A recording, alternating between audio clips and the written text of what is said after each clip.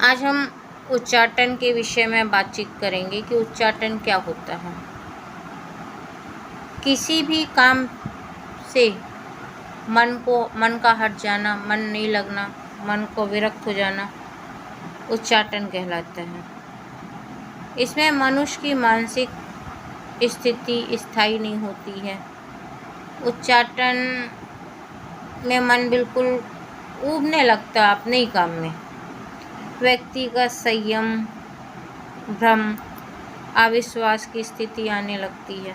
उसको अपने ही कामों में विश्वास नहीं होता है। एक तरह से देखा जाए तो उसका मानसिक संतुलन बिगड़ जाता है। अपनी स्वयं की बातों में उसको विश्वास नहीं होता, स्थायी नहीं रह पाता वो। ये एक प्रकार की तांत्रिक क्रिया होती है।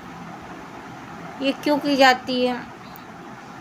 करने की तो वैसे कोई वजह नहीं होती लेकिन जलन, ईर्ष्या, द्वेष, इस वजह से सामने वाला पर्सन आपके ऊपर करता है। यदि आपका बिजनेस अच्छा चल रहा और उसको आपसे जलन हो गई तो वो ये क्रिया कर देता कि आपका मन अपने बिजनेस से हट जाए। या आप पूजा पाठ बहुत अच्छे करते तो लोग पूजा पाठ में कर देते। पति पत्नी में बहुत बन रही है तो एक दूसरे के खिलाफ उच्चाटन कर देते कि दोनों एक दूसरे से चिढ़ने लगते और अलग अलग रास्ते पे जाने लगते। तो ये सिर्फ एक जलन और द्वेष का वजह होती है और बहुत बड़ी इसमें वजह भी नहीं होती है।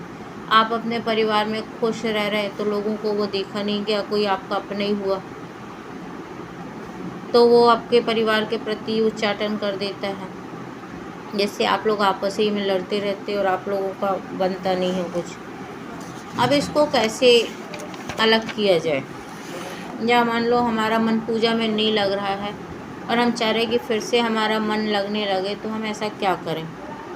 या किसी ने हमारे ऊपर ये क्रिया कर दी है तो उसको हम कैसे हटाएं? इसका बहुत साधारण सा प्रयोग है। आप पालक या कोई भी हरा साग ले लें। आपका जितना भी वजन हो उसका 10 मान लो आपका 60 किलो वजन है तो 6 किलो आप ले लें। पालक ले लें, बथुआ ले लें, हरी घास ले लें, कुछ भी अपने ऊपर से 7 बार उतारें क्लॉकवाइज और फिर बाहर किसी गाय को ले जाके खिला दें। ये तो एक छोटे रूप का हुआ। अगर आपको स्थायी तौर पे और आपको लग रहा है कि आपका बहुत ज़्यादा लॉस हो रहा है या बहुत ज़्यादा परेशान है तो आप माता धूमावती का प्रयोग करें। माता धूमावती शत्रुओं का नाश करने के लिए सबसे तुरंत रिजल्ट देती हैं। इसके लिए आपको करना क्या होगा? आपको एक सूप लेना है। सूप बांस का होता है जिससे गेहूं चावल साफ़ किया जाता है। उस पे आपको एक सफ़ेद कपड़ा कफन का बिछाना है। कफन के लिए जो कपड़ा आता है सफ़ेद वो, और अगर आप शमशान से लाके कर सकते हैं तो वो बहुत अच्छा। और शमशान की लकड़ी का कोयला चाहिए जो अनिवार्य है। कोयले से आप उस कपड़े पे आकृति बनाएं एक। अगर आपको अपने शत्रु का नाम मालूम है या किसी के ऊपर संशय है आपको तो आप उसका भी लिख सकते हैं नाम, और अगर नहीं मालूम तो आप मम शत्रु करके वहाँ पे लिख दीजिए मम शत्रु विनाशय। ठीक, इतना करके आप लिख दीजिए। उसके ऊपर आप चौमुखा दीपक जलाएं सरसों के तेल का। कुछ सूखे मेवे रख दें क्योंकि माता धूमावती को सूखे मेवे पसंद होते हैं तो आप सूखे मेवे रख दें। और इसके बाद आप हवन सामग्री वहाँ हवन करें। शमशान में जाके ये काम करना है आपको। धतूरे के बीज जो शिव भोले बाबा को चढ़ता है, धतूरा काटे काटे होते हैं, तो धतूरे के बीज आपको चाहिए।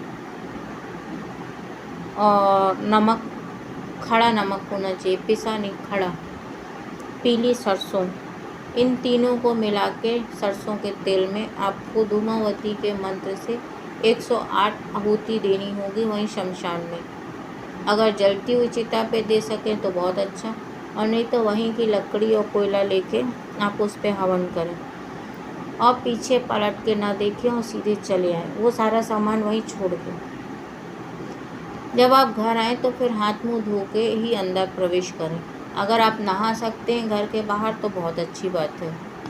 नहीं तो आप हाथ मुंह धो के ही घर में प्रवेश करें। इससे आपके ऊपर जिसने भी ये क्रिया की होगी तो वो क्रिया कट जाएगी और आपके ऊपर फिर उसका कोई असर नहीं होगा। इतना कार्य आप स्वयं कर सकते हैं।